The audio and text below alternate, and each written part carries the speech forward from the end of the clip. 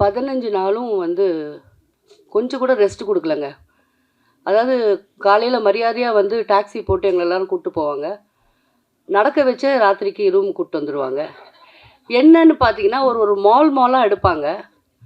சுத்தி அக்கா change here இங்க இங்க இங்க எங்கம்மா ட்ரெஸ் சேஞ்ச் பண்றது? கோ டூ த ரெஸ்ட் ரூம். ஐய்யய்யோ!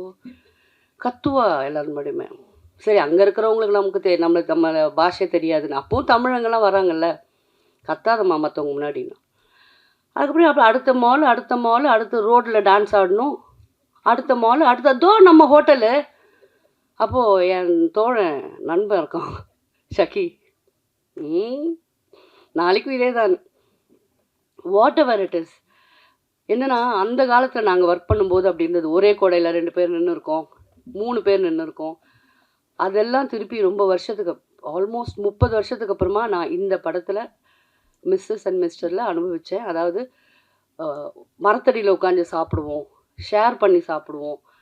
ரொம்ப ஒரு உண்மையா சொல்லப்போனா எனக்கு ஃபேமிலி இல்ல. நான் நெறைய சேனல்ல அழுதுகிட்டு இருக்கேன். உங்களுக்கெல்லாம் தெரியும். வனிதாவால எனக்கு வந்து பெரிய ஃபேமிலி கிடைச்சதுன்னு தான் சொல்லணும். இதான் உண்மை.